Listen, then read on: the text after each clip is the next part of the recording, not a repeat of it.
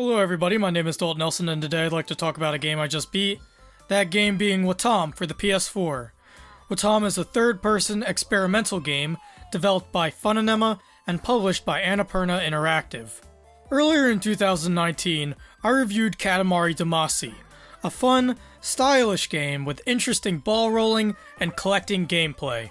Whilst I was positive on the game at the time, I wasn't on the same boat as everyone else was on the game when it came out to the kind of acclaim that the game receives. However, as I stated in my Best Games video, I have been replaying it, and my positive opinion is becoming stronger.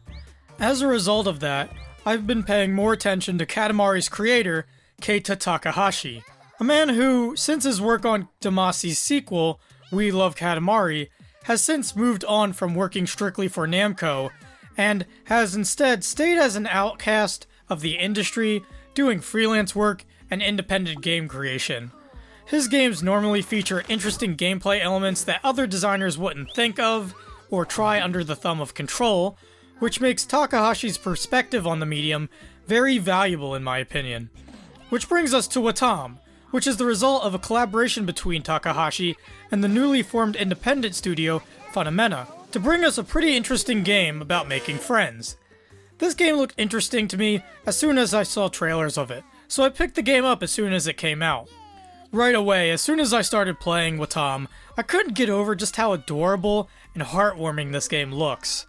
Wattam is very colorful and vibrant, whilst simultaneously boasting a very simple approach to world design, with mostly everything being made out of simple shapes with a smiley face on them. This is the kind of game that would be really easy to draw for and imprint your imagination on. Right away, Wattam is very welcoming. Even the opening screen asks you to drop any negative thoughts, and enter Wattam's friendly world as you're greeted with a smiling, dancing character, who sings along to the game's main theme. Speaking of which, I think the soundtrack to this game is fantastic. The main theme itself is very jazzy, with vocals, piano, and horns. The sounds used within Wattam are very cute, very bright, especially with the characters that sound like young children laughing and having fun. For a game about making friends and connections, Wattam's style becomes even more complimentary. Speaking of, the main story behind Wattam is about the mayor, a green cube with a mayoral hat who is very lonely and very sad, until the objects around him like rocks and flowers become alive. Immediately, they want to start playing with him, asking him to chase them around. This is when you'll begin to learn some of the key mechanics to the game, like hand-holding, which is exactly what it sounds like. You press a button to snap your character's hand to another's hand. You can then guide them along as you walk. There's also Kaboom, where the player will take off his hat to reveal a surprise party bomb that will send everyone flying with colorful trails and particle effects following them as they fly through the sky. You can also climb anything, or anyone in the game, making stacks of people or scaling large objects very easily. The biggest mechanic in the game is the character swapping. You see, everything in Wattam is a living being and can be controlled. The character you're currently controlling will have a large, red arrow following them. When you use the left stick, the arrow will move. Move the arrow to another character, and you become that character and control them. Wattam is structured as a string of challenges you must complete in order to progress the game. Each challenge is different, so you have to use the characters at your disposal to complete the challenges.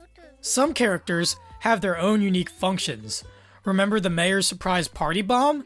Well, if you press the same button to do that, but as a nose, then you'll sniff. A tree will turn characters into fruit. A mouth will eat fruits and turn them into poop, and then poop can be flushed by the toilet. In this way, Wattam offers new, puzzle-like gameplay challenges each time by introducing different characters with different functions into the mix, and there are tons of characters to play as in the game. It may sound complicated, but Wattam as a whole isn't very complex. In fact, it's a very simple and quick game to get through. It's very linear, which, from what I understand, is very different from Takahashi's other game, Nobi Nobi Boy, which seemed to be more of a sandbox. Wattam is also very visual, communicating mostly everything at once via images. There are words in the game via subtitles, but for the most part, characters will communicate via movements and speech bubbles.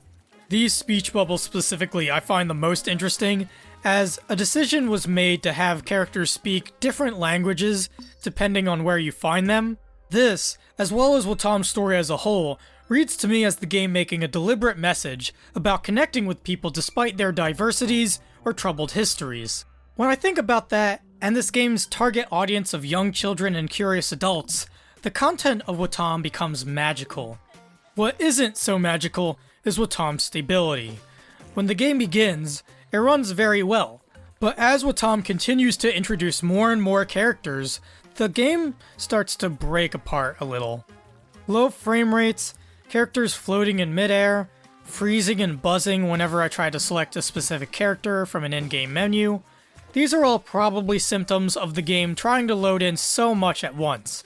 Wattam never crashed, but its struggle is obvious. I also thought the camera could be hard to control or use, mostly when the game wanted to show something at a specific angle. You would also be trying to fight for control, so it led to some moments of slight frustration. Character swapping could become a bit of a pain because of this. Sometimes my characters would swap without any input from me. It was also hard to swap between really tall to short characters, and sometimes that red arrow would not tether itself away from a character no matter what I would do, and thus I had to restart the game twice to fix that. I personally didn't like the very loose, airy movements characters had in the game. Wattam feels like it takes place in a world that has low gravity. This could mess with getting from place to place, or even climbing. And finally, the only boss fight in the game that has to do with reconstructing a face, I found to be very annoying. It kind of takes all of Wattam's worst aspects and puts them at the forefront. But I can't stay mad at this game. It's just so cute and warm and friendly. This is truly a magical experience worth checking out. So I'm gonna give Wattam a final score of a 7 out of 10. If the game was more stable, I'd like it more. But with that being said, I still wholly recommend Wattam. It's a game that will become your friend and will make you smile with its personality. That concludes my review of Wattam. If you like my reviews, you can like, comment, or subscribe. I also have social media links down in the description below, as well as a link to my online portfolio and my Backloggd account.